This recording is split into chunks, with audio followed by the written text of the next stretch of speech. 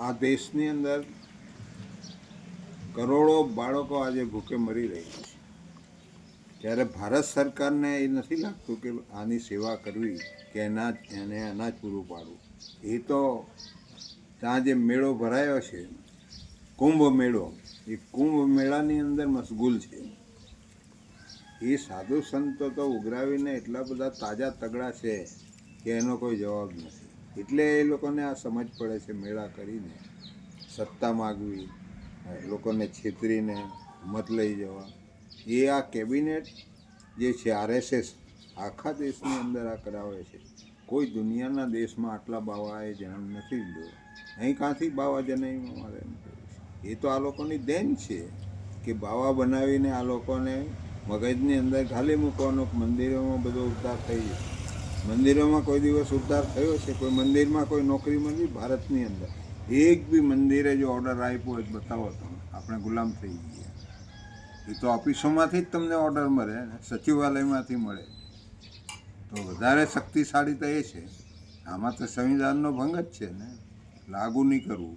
અંગ્રેજો ગયા પછી આટલા વર્ષ, 77 વર્ષ પછી બી ભારતના લોકો ભૂખે મરતા હોય ને એ લોકો કુંભ મેળા બનાવે, તે સરકાર કેવી છે? મારે શા માટે આ ધંધો કરવો જોઈએ? કંઈના લોકોને ભૂખે મારવા પડે? એમને તો નક્કી કર્યું છે, કંઈના મૂળ લોકો છે એને ભૂખે મારવા. એને ગુરુ ગોલવાલકરે જે પુસ્તક લખ્યું બંચ ઓફ ફાયર, એની અંદર આ બધું લખ્યું છે. આ લોકોને પ્રેરણા આપી છે કે કેવી રીતના આ દેશની અંદર કોઈ બી કન્ટ્રીમાં રાજ કરી શકાય. એ વાત એમણે કરી છે. તે પ્રમાણે આ દેશની અંદર ફોલો થાય છે કે ભાઈ, કોઈ દેશમાં તમારે લાંબો સમય સુધી રાજ કરવું હોય તો આ પ્રજાને ભિખારી બનાવવી પડે ને ભૂખે મારવી પડે, તો તમે લાંબા સમય સુધી રાજ કરો. એનું અમલીકરણ ભારતની અંદર નરેન્દ્ર મોદીની જે સરકાર છે એના હેઠળ થઈ રહ્યું છે. મારે એમ કહેવું છે કે લોકોએ જાગૃત થઈને આ વસ્તુ સમજવી પડશે.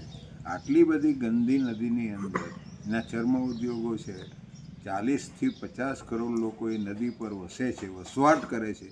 એના મળમૂત્ર કાં જતા હશે એમને ખબર જ તો છે.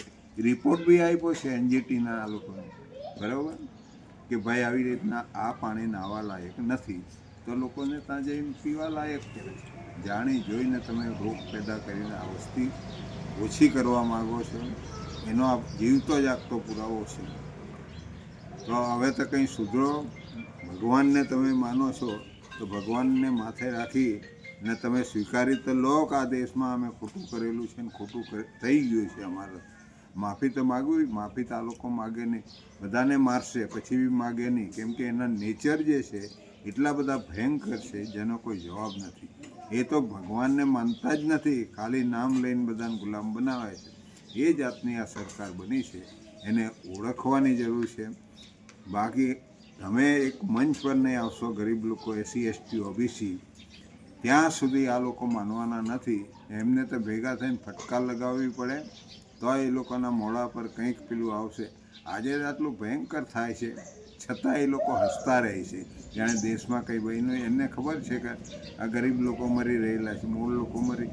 UCC બનાવ્યું એ બી આ એક અનામત જે છે SC ST OBCની, એને ખતમ કરવા માટે છે. બીજું કંઈ છે જ નથી. સમાનતા, શાની સમાનતા લાવવાની છે?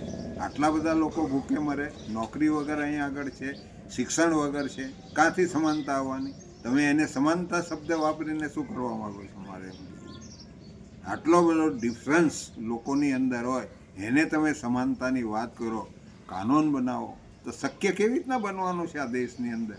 બતાવે, લોકોને બતાવો ને તમે જાહેરની અંદર. આ બજેટ બી બન્યું છે ગુજરાતનું, એમાં તો અમારું નામ નિશાન નથી આદિવાસીઓનું. એનું તો અલગ બજેટ છે, તો તમે શા માટે આપતા નથી? ભૂપેન્દ્ર પટેલને 74 કરોડ રૂપિયા